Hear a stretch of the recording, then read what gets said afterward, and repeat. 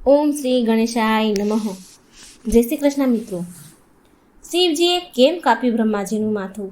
સરસ મજાની કથા છે મિત્રો. પૂરા ધ્યાનથી મનથી સાંભળજો. ભગવાનની કથાઓ સાંભળવાથી એમની ભક્તિથી મન શુદ્ધ થાય છે, પવિત્ર થાય છે, મનના વિકાર દૂર થાય છે. તો મિત્રો કથા પૂરી ભગવાનની સાંભળજો. ઓમ નમઃ શિવાય. શિવ શક્તિની જય. બ્રહ્મા વિષ્ણુ મહેશની જય. બ્રહ્માજીની ઉત્પત્તિ થઈ ત્યારે આસપાસ કોઈ હતું નહીં. તો બ્રહ્માજી બોલે છે કે એકમાત્ર હું જ છું અહીં, કોઈ નહીં અહીં. બ્રહ્માંડમાં મારા સિવાય કોઈ નથી, એટલે કે હું જ ઈશ્વર છું, હું જ પરમ બ્રહ્મ છું. એટલામાં એમની નજર વિષ્ણુ ભગવાન પર પડી, જે નીચે પાણીમાં હતા. અને બ્રહ્માજી તો એમની નાભીમાંથી પ્રગટ થયા, એટલે એમનું કમળ ઊંચું હતું. એટલે એ બ્રહ્માજીની નજર નીચે વિષ્ણુ ભગવાન પર પડી અને બોલ્યા કે આ યોગ નિંદ્રામાં વિલીન આ નાગશૈયા પર બિરાજમાન આ દિવ્ય પુરુષ કોણ છે? અને હું જે કમળથી ઉત્પન્ન થયો છું એની ઉર્જા કેમ શોષી રહ્યા છે? બ્રહ્માજી ભગવાન વિષ્ણુને કહે છે. તો વિષ્ણુ ભગવાન બોલ્યા કે હું તમારી ઉર્જા નથી શોષી રહ્યો, પરંતુ તમે મારી નાભીમાંથી પ્રગટ થયા છો, એટલે કે તમારો જન્મદાતા છું હું. તો બ્રહ્માજી બોલ્યા, તમે ભૂલી રહ્યા છો, મેં જ તમને સર્વપ્રથમ જાગૃત કર્યા હતા અને સૃષ્ટિ સમક્ષ હું જ પહેલો પ્રગટ થયો છું, માટે હું શ્રેષ્ઠ છું, હું સર્વોત્તમ છું. તો ભગવાન વિષ્ણુ બોલ્યા કે જે આધાર આપનાર છે એ જ શ્રેષ્ઠ ગણાય છે, અને તમારો આધાર તો હું જ છું. તો બ્રહ્માજી બોલ્યા કે તમે તો અહીં નીચે બિરાજમાન છો અને હું મારું કમળ ઉપર બ્રહ્માંડમાં ઉપસ્થિત છું, માટે જો સર્વોચ્ચ હોય એ જ શ્રેષ્ઠ હોય છે. હવે શ્રીહરિ, તમે માની લો કે હું જ શ્રેષ્ઠ છું. જ્યારે નારાયણ અને બ્રહ્મદેવ આ વિવાદ કરી રહ્યા હતા ત્યારે એ બંનેમાં સર્વશ્રેષ્ઠ કોણ છે એની સામે એક એવી ઉર્જા પ્રગટ થઈ કે જે આ સંસારમાં સર્વશ્રેષ્ઠ છે, એટલે કે શિવ ભગવાનનું પ્રકાશ લિંગ છે, એ ઉત્પન્ન થયું. એ બંને બ્રહ્માજી અને શ્રીહરિ એ પ્રકાશિત લિંગને જોઈને સ્તબ્ધ થઈ ગયા. અને એ પ્રકાશમાંથી આકાશવાણી થઈ કે હે બ્રહ્મદેવ, તમે સૃષ્ટિના રચના માટે પ્રગટ થયા છો. હે નારાયણ, તમે આ સૃષ્ટિની રચના અને પાલન માટે તમે અવતર્યા છો. પરંતુ તમે બંને આ વિવાદ કેમ કરી રહ્યા છો? છતાં પણ જો તમે એ જાણવા માંગો છો કે કોણ શ્રેષ્ઠ છે, તો તમે આ પ્રગટ લિંગમાં મૂળ તરફ વધો. જો આ લિંગનો તમને છેડો મળે, સર્વપ્રથમ જેને છેડો મળે તે આ છેડા સુધી પહોંચશે તે શ્રેષ્ઠ ગણાશે. ત્યાર પછી બ્રહ્મદેવે હંસ ઉપર સવાર થઈને ઉપર તરફ ચાલ્યા અને બીજું બાજુ ભગવાન વિષ્ણુ એમના વરાહ અવતારમાં નીચે તરફ ચાલ્યા. ઘણા સમય સુધી આગળ વધતા રહ્યા. બ્રહ્માજી ઉપરની તરફ જતા હતા. રસ્તામાં એક ફૂલ દેખાયું, પુષ્પનો છોડ દેખાયો.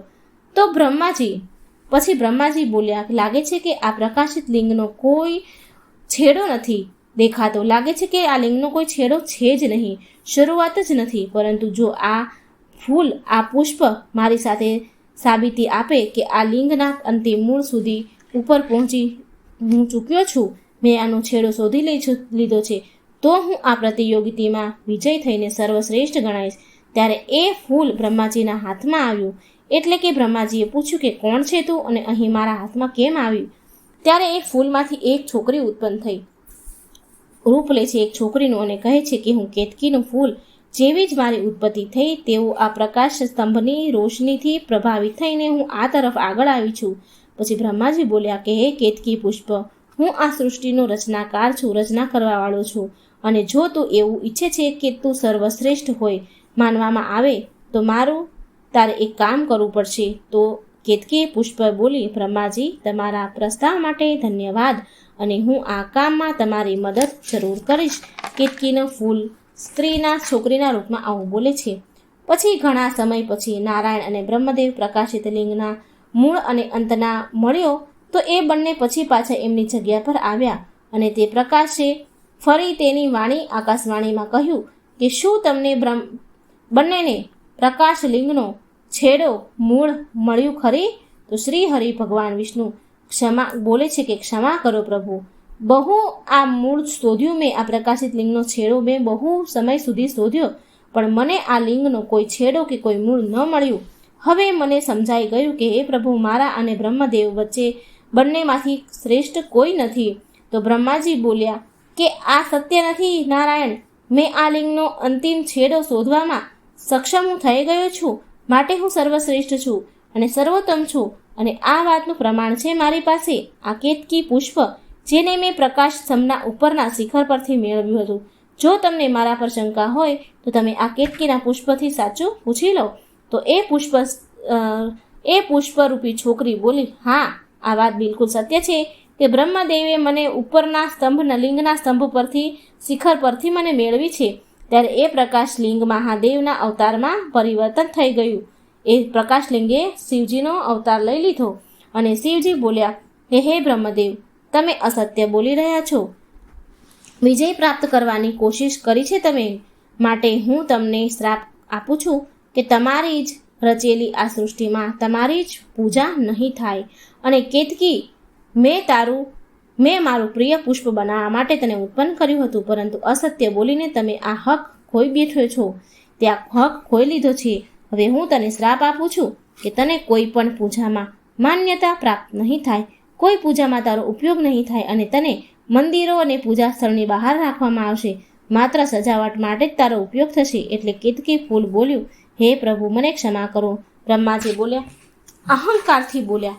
શિવજીને કહે છે કે મારો જન્મ આ સૃષ્ટિની રચના માટે થયો છે, તો પછી કોણ છો મને તમે શ્રાપ આપનારા? એટલે શિવજી બોલ્યા કે તમારા અહંકારે તમારો વિવેક હરી લીધો છે, માટે તમે મને જોવા સમજવામાં અસમર્થ છો. મેં જ તમને ઉત્પન્ન કર્યા છે, પ્રગટ કર્યા છે, પણ તમારા આ અહંકારને તોડવાનું અત્યંત જરૂરી છે. આટલું કહીને મહાદેવનું ઉગ્ર રૂપ કાળભૈરવના રૂપમાં પરિવર્તન થયું. કાળભૈરવ પ્રગટ થયા અને ક્રોધમાં આવીને કાળભૈરવ કહે છે, હે પરમ બ્રહ્મ છો તમે, પણ તમારી અંદરનો અહંકાર તમારી અંદર બ્રહ્મ ઉત્પન્ન કરી રહ્યો છે.